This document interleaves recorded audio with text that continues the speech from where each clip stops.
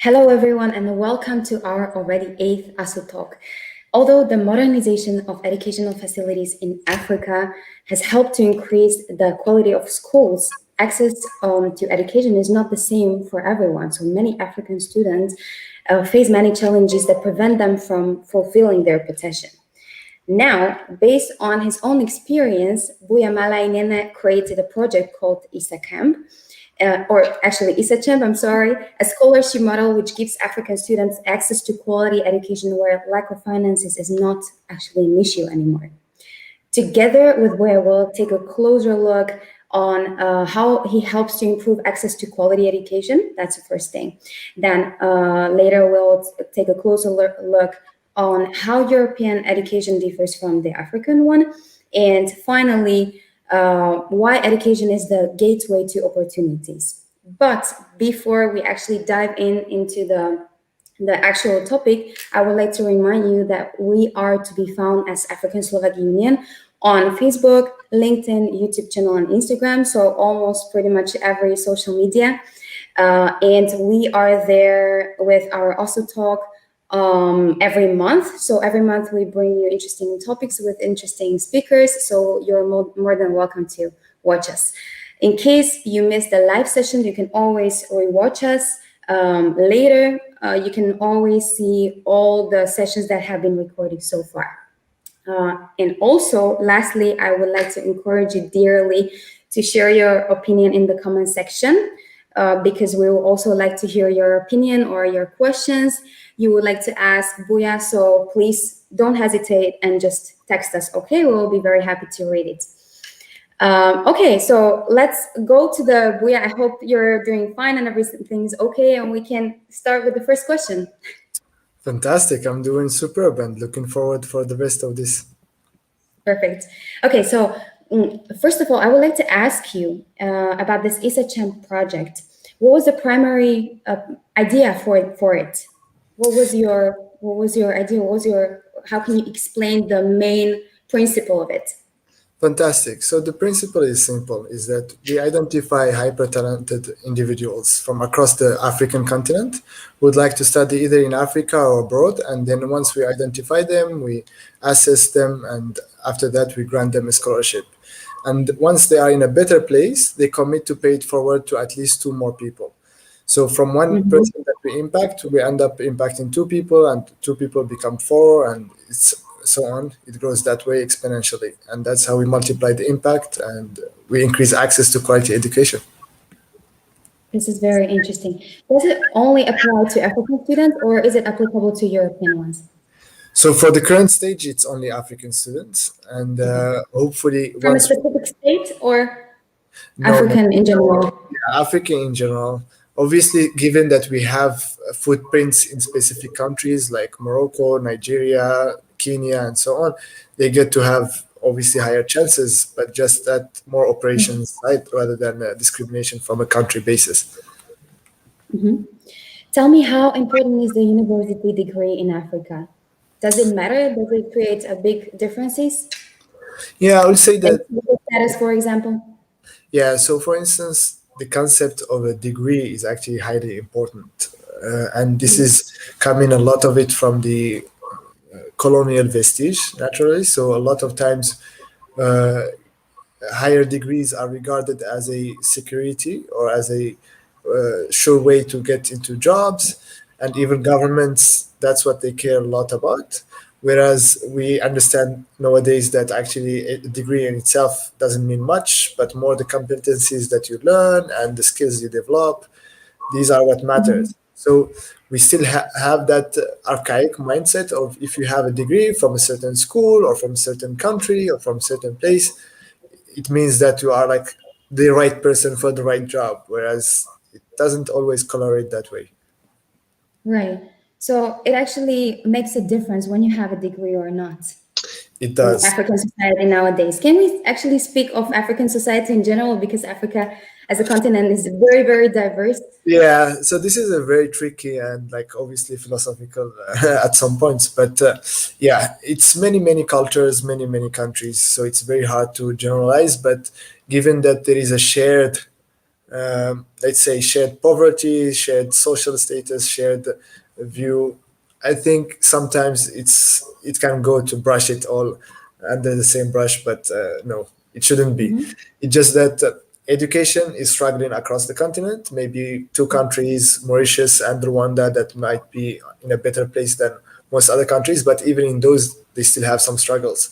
So I would say that the access to quality education is a continent-wide problem. It's even a worldwide problem. But given my expertise on the African market, I will just Mm-hmm. focus on that one. When did you launch the project, and does it run evenly across the region, across the continent, or it depends?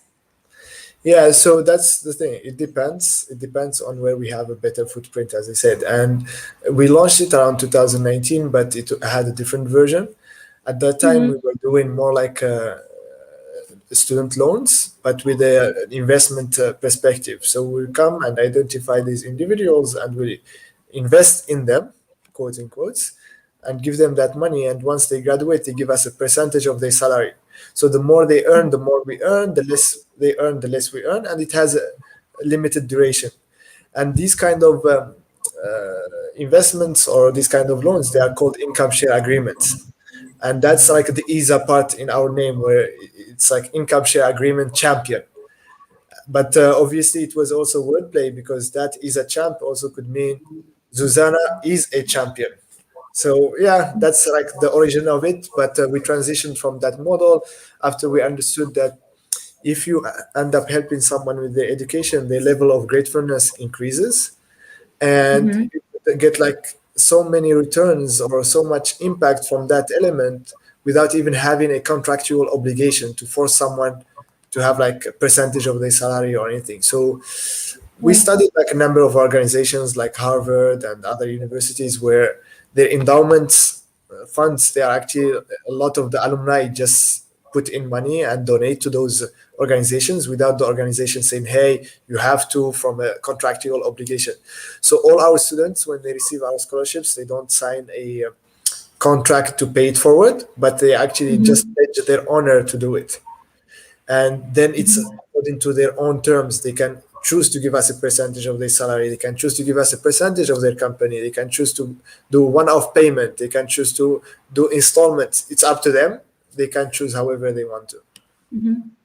Well, as you said, this platform or this project runs on a, reciprocal principle. Yes. So I was wondering what obliges the student to give back, right? Yeah, so as I said, we play a lot of it on this moral campus. So it's like they pledge on their honor to do it. And honor is still a big deal actually on the continent. So Mm-hmm. someone who doesn't honor their commitments, it's very poorly regarded there. And we do have other soft mechanisms. A lot of them is actually about increasing the value of the organization towards the recipient. So the more we add value to them, and when we talk about adding value, it could be in the form of like short courses. So we have short courses about identifying opportunities. It could be about networking events where they can meet together. It could be also about finding jobs for them when they graduate, so helping them with their career development, giving them like counseling in there, that sense. So the more we add value to them, the more gratefulness the organization gets, and the more likelihood of them paying it forward to those. Whereas if it was a transactional matter, we just give them the money and they go on. Yeah, it's, of course, the good ones will remember you anyways, regardless of what you did for them. And Yeah, so we I have this understand. kind of good touch points that go on, and it increases our impact anyways. I understand. You mentioned that you established this platform in 2018, as far as I remember, right? And Yeah. so I was wondering how many students are in the circle already, or So how to many are in the educational process Yeah, so we have, so today. it's specifically 2019, and then the shift happened a bit later. So we have around 200 that are part of the community, and not all Yeah. of them are beneficiaries. So some of them are still pending actually the still pending the funding. So the way we do our work is also we like raise funds from our side so we can distribute them, and so far only one student had started paying back already, But that's also an interesting story I can share a bit later. It's like he hasn't even graduated yet, so we haven't had like a one graduation student. All right. When students get the money through your project, does it only solely go to their education, or there are also another options how to operate with these resources? Yeah, so we so this is our just philosophy is that making education free does not make it actually free for the person that is receiving Mhm. it, and that's why our scholarships don't necessarily focus only on tuition. It can like actually a lot of our sweet spot is these bridge funds where someone is like trying to get the fees for their visa or for their flights or for, so it's like these elements that will help them access that opportunity. And that's why actually our motto is making opportunities possible. So we believe that it could be used for anything that will improve their access to that opportunity, be it visa fees, be it like buying a laptop. So we have one student, for instance, who studied computer science, like already in the towards the end of the first year, it was still fine to go with just a mobile, but then they were like, yeah, we are studying computer science. If we don't have a laptop, it doesn't make much sense. So with this case, it was the ask was specifically to buy them a laptop. It had nothing to do with anything else. All right. Before we shift focus on you as a person, I would like to once again encourage our people who are watching us to send the message to Bouya. We'll be very happy to address it. And I'm sure we would like to also answer your questions, your insight, or whatever you have to say. We'll be very happy to address it. Okay.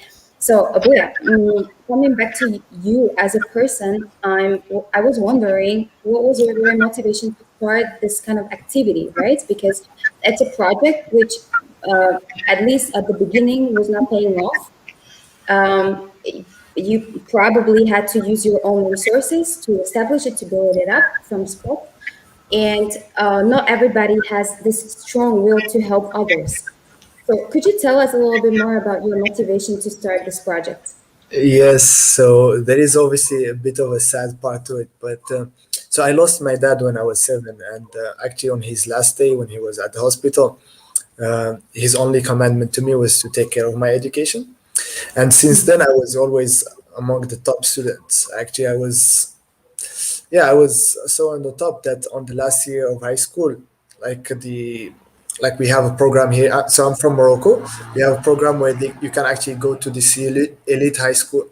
So I was selected to join the elite high school, and I had the goal to go and study at MIT. And the problem is with me losing a father and being having 5 siblings, my family couldn't even afford the application fees, like taking the TOEFL, taking the SAT, and so on. And that was a wasted opportunity for someone who was talented. And since then, I was always worried about this. And time has passed. I managed to actually get a full scholarship at some point. And yeah, I just worked in the education field and even joined the fund that was giving scholarships for students. So it was quite organic. But I knew that there were so many talented Africans on the continent that just needed the right opportunity. Plus, Africa is the largest continent in terms of youth. So, like, we have already more than 200 million, and it's expected to double within a decade or so.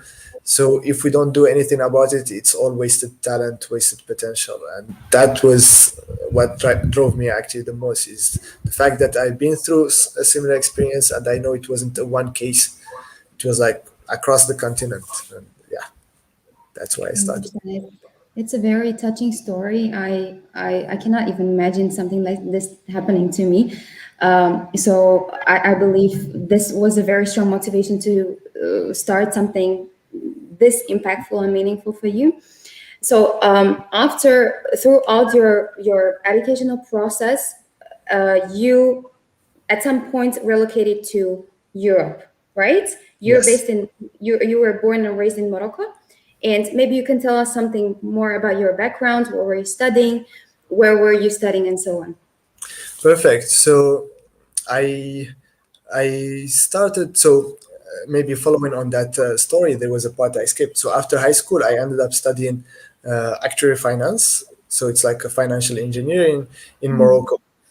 But the education program was not meeting my expectations, so I ended up dropping out of that program. And had I not gotten a scholarship, probably I would have been a wasted talent for the continent. So this is also something that highlighted the problem for me, is that there is a lot to be done about the education system.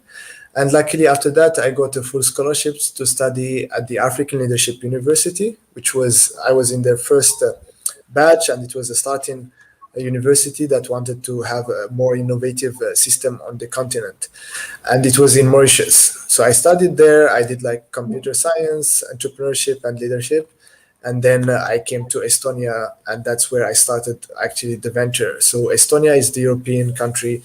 I am like currently, so I'm resident of Estonia, and yeah, that's the European connection. Obviously, before that, also I was part of organizations like ISAC and GCI that are Yeah, quite international and have also locations around the world. So I understand. So, since you're based in Europe, is this project of yours applicable to also European students? Because, of course, there are also many disprivileged students living in Europe. You know, limited access to educational opportunities is also the case in Europe. So, theoretically, would this work for European students as well? yeah, so here I have like to maybe the honest answer. Obviously, it has like two aspects. So the first one is, I think maybe the earlier version of this initiative, where we used to invest in individuals and there is a contract where they pay us a percentage. This one could work even better in a European context, because obviously there is the rule of law and people will like follow the law and this, and it's because there is that legal contract. So the second aspect is, and this is again just my honest view for living here, is that not, yeah, I don't know how to phrase it in a nice way, but like the paying back Let's be mentality. honest here, Yeah. straightforward. So the paying back mentality is a bit less in the European context. So from childhood, an African is raised that, hey, to raise a child, you need an entire community, you need an entire village. You like, you grow up with your entire community around you, and everyone think of paying back somehow at some point when they grow or leave the country or so on. Whereas this is not a big mentality in the European context. So even donating or giving money is like, what do I get in return? So we got this feedback a number of times because, as I said, part of our Really? So you initiative. actually have more African donors than European ones. Is that Exactly, correct? exactly, yeah. Okay. And All right. and this is a lot of the African donors are actually either donors that are um, from a, I just got a message, that's why I got distracted. No So they are problem. actually from the African diaspora. So Yeah. yeah, so we have a lot of these African diaspora that are outside and that are in the European continent or the American continent, and they are actually the largest donors we had. They relate to the problem, they are in a better financial position, they are working and so on, so it's easier to sell Yeah. the message to them. Whereas European, the concept of donating, there was always, what do I get in return? Not all of them, to be honest, so it's not always. So we did have some people who just got the problem immediately and they jumped on board. Yeah. Yeah. I wanted to look at this aspect what you're saying a little closer. Don't you think it's an issue of marketing rather Uh, than some kind of mentality thing? Yeah, so I would rather not like blame my marketing team and like just say like, but no, because we did actually a lot of testing and a lot of initiatives. So one of the tests we have done was we had a booth where we put like €5 bills, like we put them in this like nice spot so people can actually see them, and we put a paper where we said we give you money. So like if you could be passing by, you see we give you money, you're like, oh, this is interesting. Actually, no, it's not we give you money, it's we give money. So when they come Okay. to us, Okay. we present what the project is about and so on and so on, and then we ask them, so like, do you want to donate? And then if they say, I don't have money, we actually give them the €5 bill and ask them to donate it, just to teach them also the concept of donating. And we did have some people actually donating from that experience. That's very interesting. Okay, and you are doing this where you are at right now in Litva, or where? I'm Estonia. sorry. Estonia. Estonia. Okay, Yeah. okay. So does this work in Estonia, or you are Yes. doing all big marketing around it in Yeah, Morocco? yeah. Or So we did this in Estonia actually. So we did this in okay, Estonia, yeah. But okay. it's not like a repeat experiment. So it's not like our marketing channel or so, because obviously it requires someone to be physically there. Sometimes it might require to take authorizations to do to set up the booth and so on. So it was more like for us to also get in person and understand what people think and Yeah. yeah, validate. So it was part of our validation process. And I would say that uh, our concept of marketing is also to avoid sub stories. So we don't like use marketing where, oh, if you don't donate now, Africa is dying, or this or that. So that definitely works, and there is a European appeal because that's still Mm-hmm. fully on the emotional side. And I think I like to believe that all humans have an emotional side to them, regardless of their like background. So that one This is works. the card that is, I'm sorry, this is the Yeah, card which is played mostly by these humanitarian gigants, right? yeah, yeah, Now, yeah, the question is if it's really working in general, first of all, and then yeah, secondly, if it's working for a startup, let's call it this way, like yeah, yours, yeah, yeah, right? yeah. So we didn't use that kind of marketing just because, and I think this is something the African-Slovak Union is also doing, is we are trying to promote and have a story about the continent that's different than what's being told by the media. So we do have also a different narrative that we are trying to portray. And that's why having those hyper talented individuals showcase saying this went to this worked with that company, this made this impact. If you go to our website, you can read about stories of some initiatives that were created during the COVID and that are working very well and so on. So like we are highlighting individuals making an impact in general, and that's like the narrative we Mhm. want to tell. So we don't want to say Africa is suffering. We rather say, hey, you contributing to this, you are now part of a movement that is accelerating the rise of Africa, rather than saying, Mhm. hey, please, ta-na-na, ta-na-na. So yeah, This- it's like the cheap or the low-hanging fruit, and it's not that interesting to us. Yeah, this is very interesting and very important to say because, as you said, as African, now I'm gonna maybe make our own promotion here, but Yeah, yes, indeed, we were on the same page here because it's I think it's important to shift the focus on this narrative of Africa being poor and desperate for resources and finances from abroad.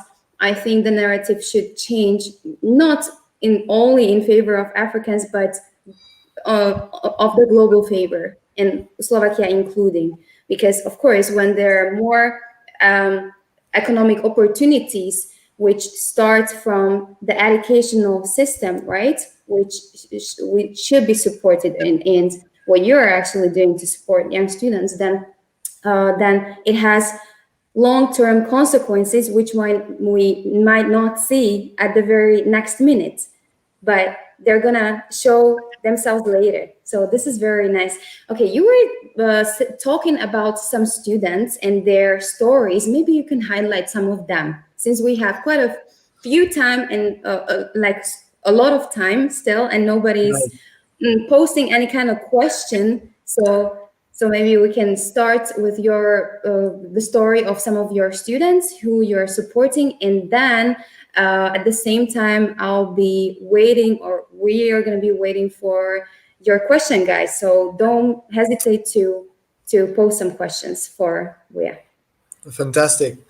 And Yeah, if there are no questions afterwards, we can also have maybe some comparative discussion if that's of interest, and if there is also any message to specific European audience, because I understand you have also quite the European audience listen to you. That would be great.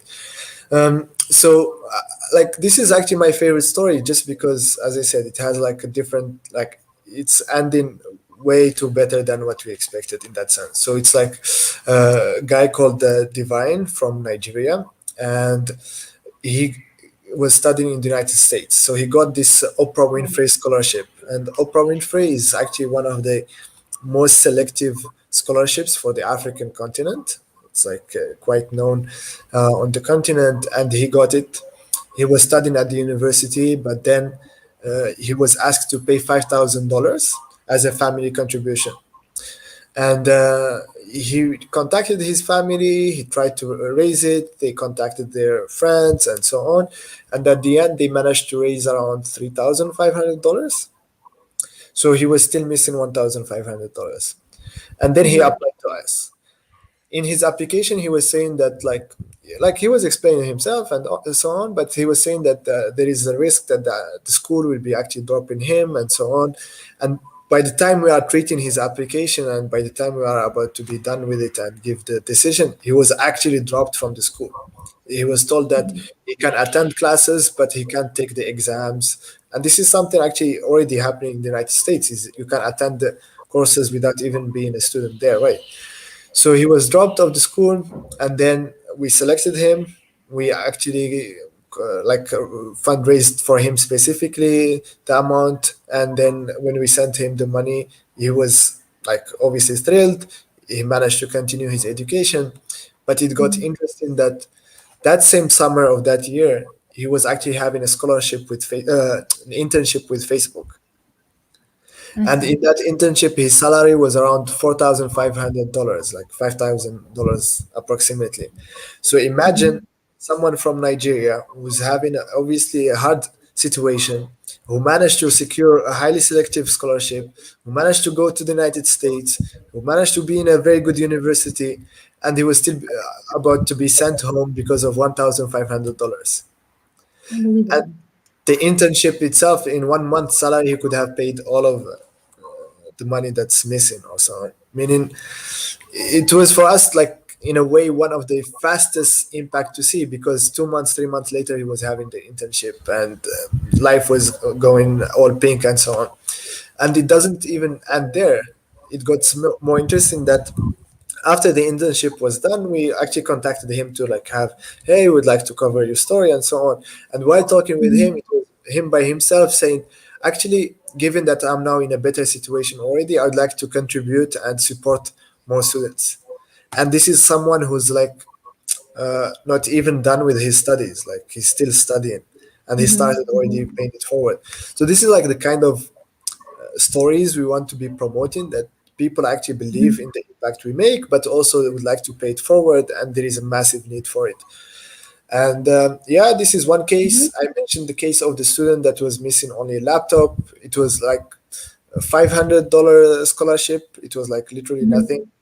And Yeah. we had also another story of this girl who actually wanted to go and study in Rwanda, and has collected all the money from her family, like fundraised locally and fought to get some money. And once she went to Rwanda, COVID happened. So they had to send her back home. So all the money was wasted, and now like she was stuck. But she was super bright. She had a lot of initiative in her. Like imagine being like still 18, 17, and go and fundraise and like raise the money enough for your studies until Yeah. the world. What a situation. Yeah, Yeah. so we have a number of stories like that, but I think I highlighted that the importance of such an impact already. Okay. So we are not talking about African students who are traveling abroad, either to United States or Europe, but also there are some students who are willing to stay and study within the region, right? Yes. So yeah, there is something we would like to achieve, but we haven't managed to achieve it because we don't have enough funds yet. But as I said, our selection focuses a lot on these talented individuals. So even the way we assess them is like we assess, like we test a number of things, and usually we don't share so much what we test, so that no one actually try to I was reverse about to engineer. ask you, what is your assessment process and Yeah, what criteria are you looking for? yeah. So we do have Come on, our just share with us few. You don't yeah, have yeah, yeah. to This tell us the is whole basically strategy. right. No, so we do have like five elements. Obviously, there is the academic side, the entrepreneurial side, the community aspect. So we ask a few questions like why they ask you to put your own mask of oxygen in the airplane before helping others, and it helps Ah, us okay, test a lot that's of things. interesting. Yeah, yeah. So So maybe, we maybe you can tell us some, because this is extremely interesting. I was many times when I was flying, yeah, traveling somewhere, I was thinking if this is actually moral, right?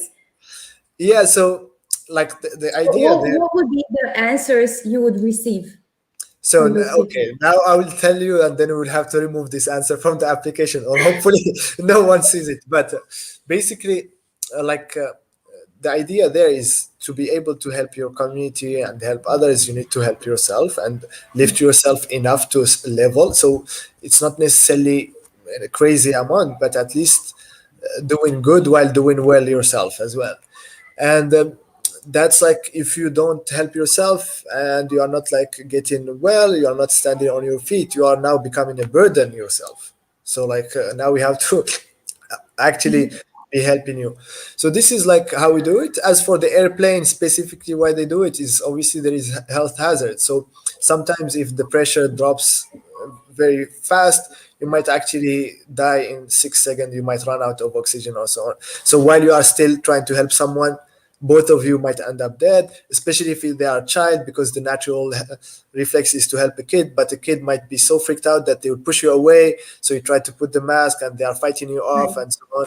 So you end up both in a Right. bad So the situation. content of the answer doesn't matter that much as the reasoning behind it, right? Yeah, so we care a lot about the reasoning, about the way they write. So if it's written questions, we care about the written, so just to assess their linguistic abilities and so on. But we also do have interviews. So we are not like doing it like a university test per se, but it's helping us assess your talent, because in a way we want to identify those, let's say, top 1% or 3%, that if we manage to help those, they will go and help 500, 1,000 person, 10,000, like as an individual themselves. Because Yeah. and this is, in a way, it's bad from a, again, philosophical person saying you are trying to like but this is just how it is. Like from our experience, if you are already someone taking initiative while you are in high school and we give you an opportunity, we know that once you graduate you will come back and do an initiative in your community.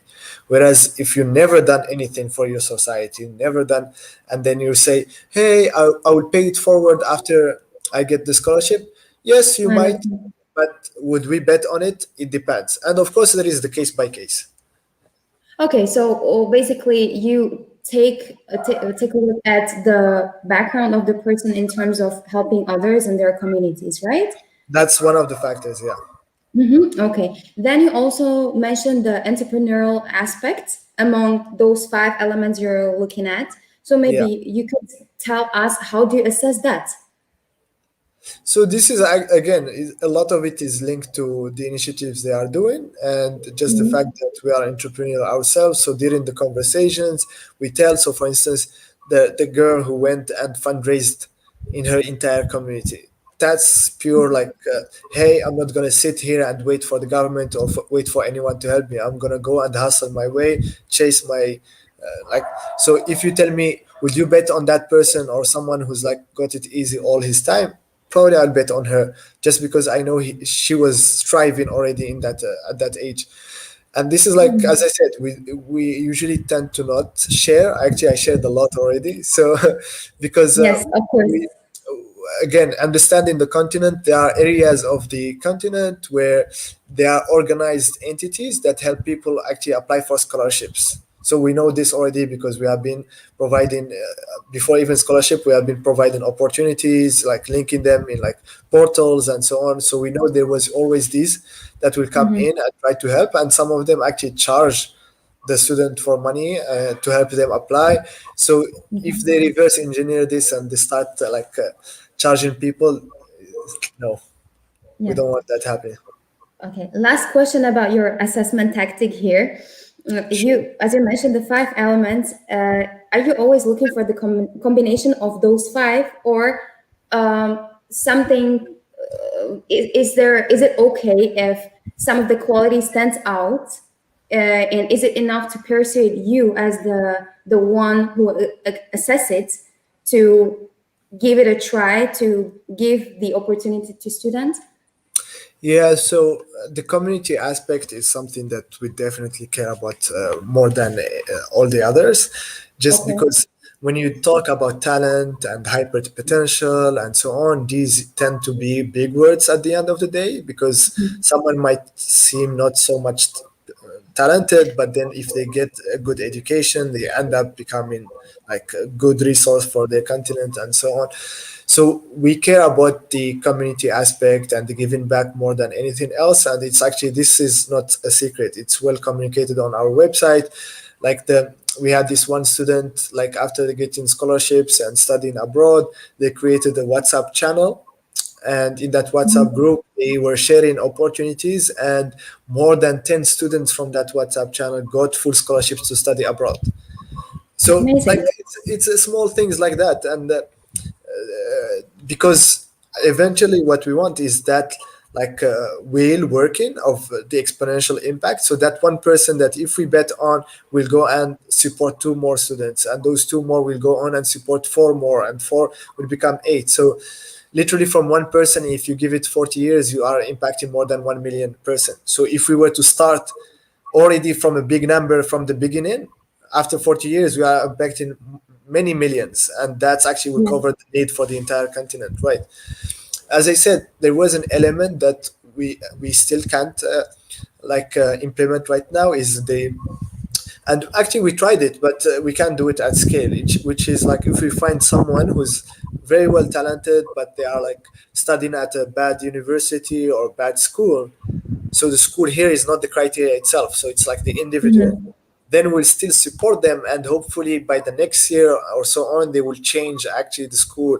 We had one case that changed the major, that stayed in the same school but changed the major just because that path was not the right path for the person, and they changed and studied a different.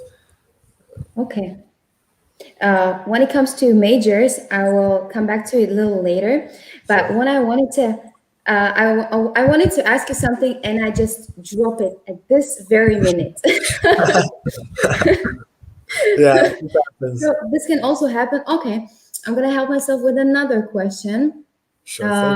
All right. Okay, I get it now. So when it comes to the financial support, I can see that there is a like a really small thing can make a very huge aspect, a Yeah, very huge impact, right? yeah, So what about the government itself? Of course, again, it's very difficult to talk about region of the whole Africa, but maybe you can tell us a little bit more about your country or the countries you're familiar with. How is the support of the government there? Do they care to support students or talents there? so yeah, so there is like the higher level where education is still like, everyone on the continent knows that education is important. Now what's done Mm, about it, that's where it varies a lot. And you have these you can see it also from the spending, like the GDP for higher mm, education or for education in general tends to be lower than 2%. And the reason in there is that it's an industry where money is being spent rather than mm, produced. Whereas if I were a government, if I spend money on I don't know, petroleum, I know that petroleum will be produced, I will sell it, I'll get more money, like this is their thinking. I don't get so much into politics, but I feel like mm, education could be prioritized much more and seen that actually as an investment, because if you have a very good human resources, you could do wonders. Like South Korea is an example, Singapore is an example, many other countries are example of just betting on your human resources and developing them, and that's where education is key. As for them wanting to help when it comes to scholarships, a lot of them actually do help with scholarships. Yeah, like mm, we can't actually lie about that. A lot of them do provide scholarships. Now, if these scholarships are enough, not really, because the problem is not actually about even providing the scholarships. The problem is that you have the largest youth population in the continent, in the world, in that Okay. continent, meaning every year you have many more high school graduates. And when you end up with that many, actually either you have like here it becomes more of like logistics. You have very few places in universities, so a lot of rejects that end up doing nothing with their life, or crowded universities. You go to universities, you I are see.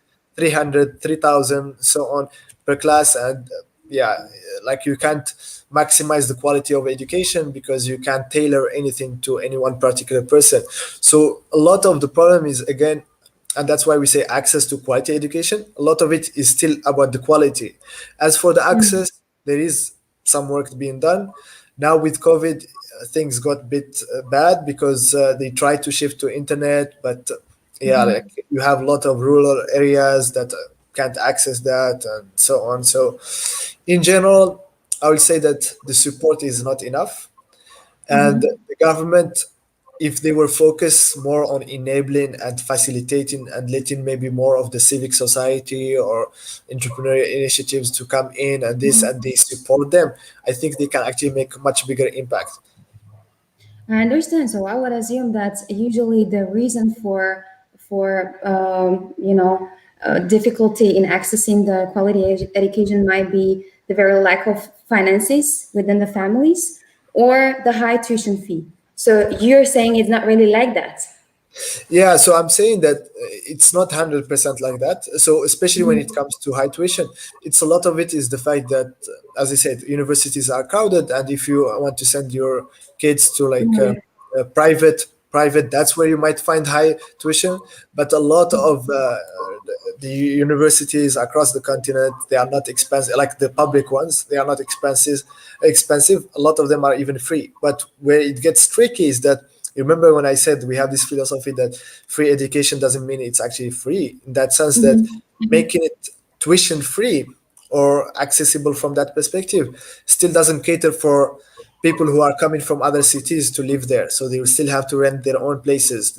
It still doesn't cater Yeah. for the parents that will rather have their kids coming out of school to help them with like day-to-day bills and so on, and like to cater for their lifestyle, than go and study for something that a degree that will take 3, 4, 5 years, and they are just starting their life. So I think a lot of it is done like on a quick basis, because any government have maybe 4 or 5 years, then will change. So they try to come up with those solutions that are just gonna quickly cover something, but there isn't like this study that goes deeper. How can we ensure that no one struggle to get education?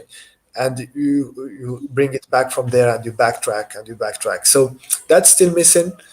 It's still affecting the access, obviously, and yeah. You indeed have a very high aspiration here. So, but do you see any difference between European and African educational system now that we're talking a little bit more regionally or globally? Yeah, so I think a lot of it, if we compare access and compare quality, so in terms of access is obviously the number of schools. So like a lot of European countries have at least proportionate number between the number of universities, classrooms, and so on, with the number of their graduates, high school graduates, and this. So at worst, if someone doesn't even go to university, they can still go for vocational training, and vocational training in Europe is much stronger than vocational training on the continent, because with that you can literally do whatever path you want, and in 1 2 years you are already working in the market, and salaries are relatively high, so it makes your life easier. Also, you can work and study as a student. So a lot of students who can't afford it, it's easier for them to just like pay the bills by having like small jobs, gigs, and so on.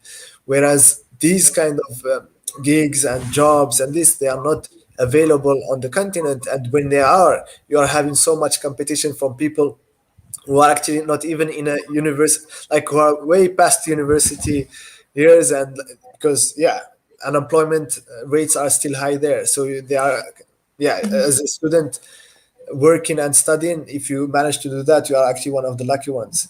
And it's actually one of the very highly regarded on the continent because it managed that you fought for your education and so on. But at the same Mm. time, the gigs that are given, they are not well regarded for an educated person. So there is a lot of cultural elements that come in there. So this is just from an access and you not dropping out once you start your education, because then money is not a problem on the European continent. There are also availabilities for student loans. Mm-hmm. In Africa, we have around 3 countries with student loans. So Ghana, Kenya, South Africa, I think that's all that have student loans. Any other country, you can't get a student loan. So if you struggle and you can't get a job because there are no jobs for you, Yeah. or like there's that cultural aspect, you can't get it, then you won't get student loan and you end up dropping out. And as I said, it's little about the tuition itself and a lot about you paying the rent, you taking care of your food, and these kind of things. So this is actually problematic, and I say this because I had an experience when I had the full scholarship.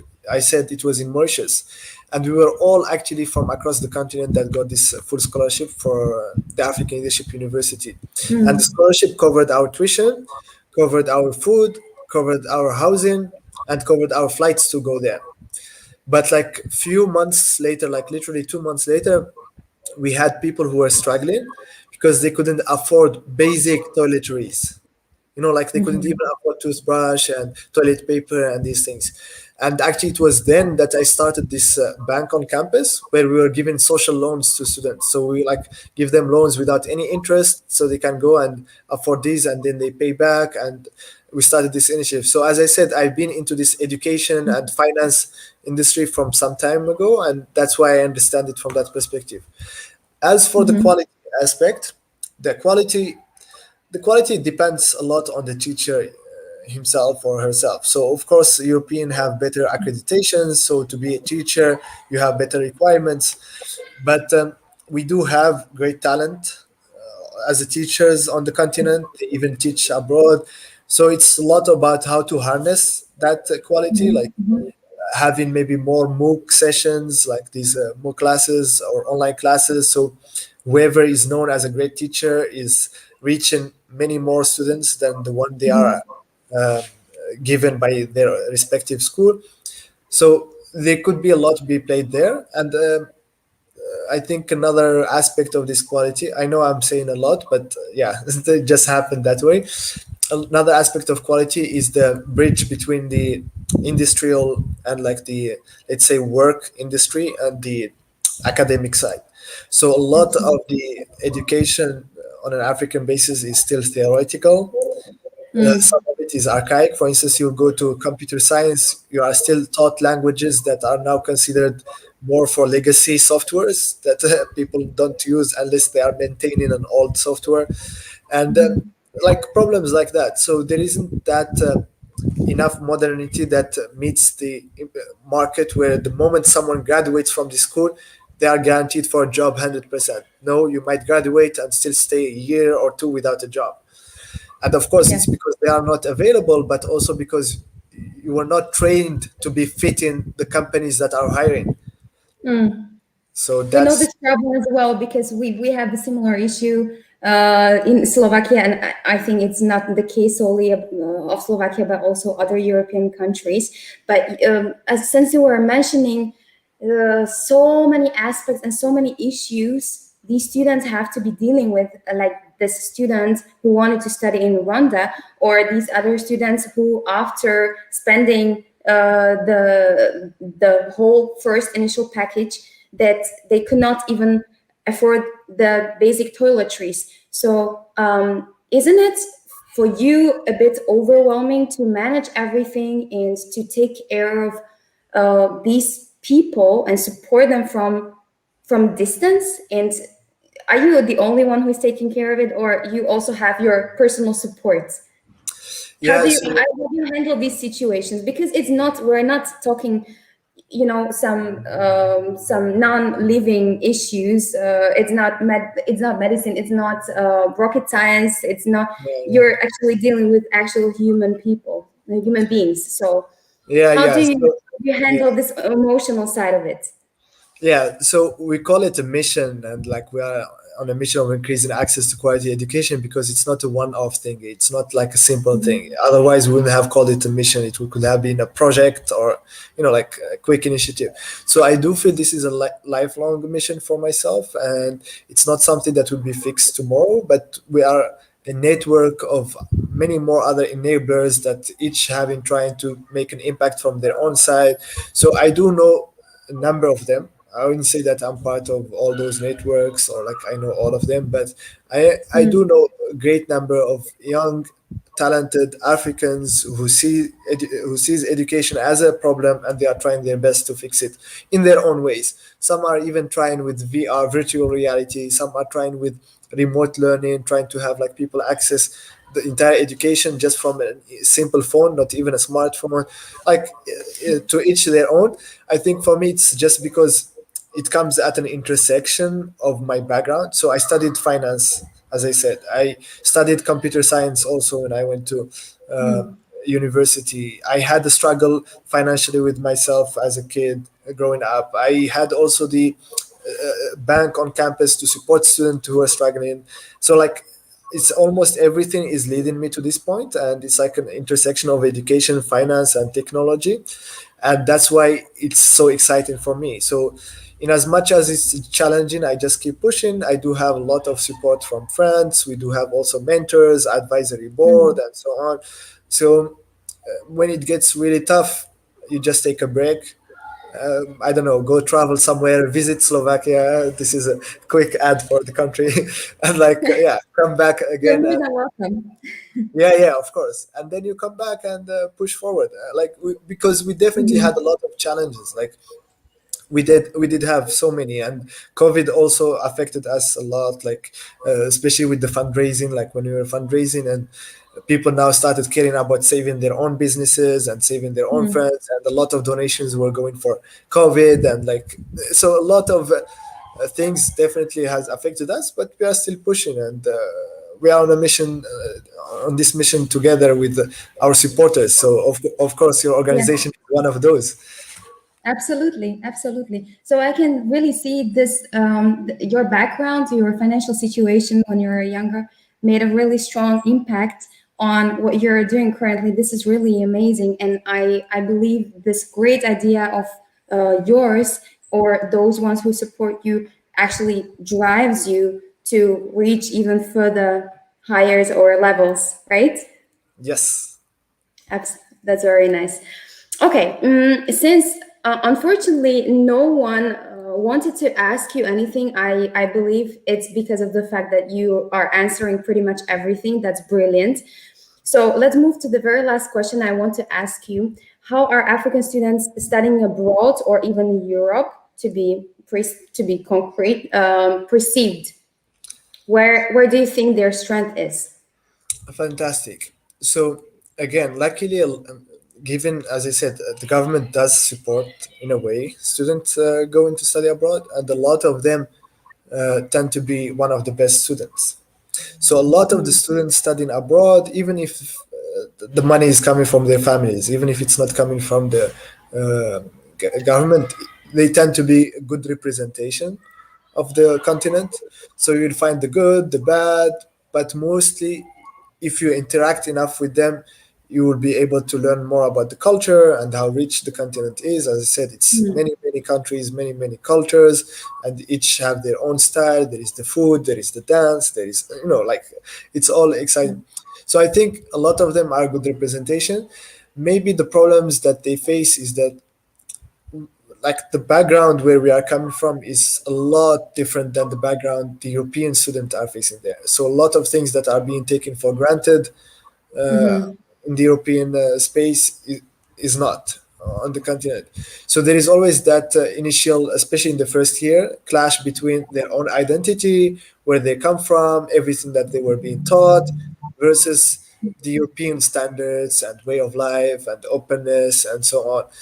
And if you give them enough time and like talk with them and also share your own culture, you will find that we are at the end of the day all humans, and we all share like one goal of trying to live happy in life and leave maybe an impact and die while having a legacy and so on. And these are universal. So I think sometimes it's good to go beyond like the skin color or this, and just try to understand who that person is. And this is even more relevant knowing that there is a lot of exchanges within the countries. So maybe an African goes there, they live there, they marry there, they have their kids there. So that kid, when they grow up, if they are still getting the same questions or the same eyes looking at them the same way their parents have been looked at, it doesn't make them feel well there. So I think a lot of the welcoming needs to start from an exchange and a dialogue, rather than initiatives like, hey, let's have refugees and put them in this like one spot or this, and that's just create more segregation. So yeah, I think there is a bit of education that needs to happen there. As for the Mm-hmm. students themselves, given that yeah, this is just the sad reality, we do have more rights in Europe than in Africa. So I think a lot of them tend to be happier there until they are bothered by any racist comments or something like that. But I'm sure they would be happy just studying and getting the best of education they can get, and then either going back home to make an impact or being a universal global citizen and working from where work is. Yeah, I understand. I hope that this is not the case for everyone. I believe there are many, many positive examples of interaction between two cultures. And I hope I'm very, very big fan of your project. And I hope in the Thank you. very near future, it will also work the other way around, that also European students or students from outside of African continent could also be financed and supported to actually start traveling and start experiencing educational opportunities in Ye- Africa. Because Yes. me myself, I was a student. I was attending university in South Africa. So there are definitely also very quality facilities, education facilities in Africa. So I believe this also through your project and through your programs can be highlighted as well. So it's not only one direction, but it can be also both direction, right? Yes, yes, yes. I think this is very much important because I'm sure once that happen, we'll have many more people, ambassadors of humanity as a whole. And yeah, like they understand our culture in here and they go, and then when they meet, like I'm sure you have very good friends that are African in Slovakia, actually from the organization. I know already Martin and so on. So like it creates more openness when you travel and just get exposed to different cultures and learn from them. So I think it would be nice to work both ways, as you said. Like some of these go there, visit, go back to their homes, or stay, Yeah. and then same for the others. And yeah, this is the Yeah. best way to create a better world, I suppose. Exactly. You couldn't say it better. Well, thank you so much for your time, for your willingness to join us and to introduce your project to our audiences. So I was very happy to talk to you today. For you guys who have been watching us, I would like to announce you that next month we're going to be talking about the topic dedicated to this feeling of not being okay in the country you're at. So how foreign do you feel outside and inside your home country will be our topic for our next discussion. And this time it's going to be in Slovak language. And our guest speakers will be Jude Jokejová and Miroslav Pacak, both Slovaks. Living in here and also living in Africa. So it's going to be also a little bit diverse. Guys, thank you so much once again for your time and see you next time. Bye bye. Bye.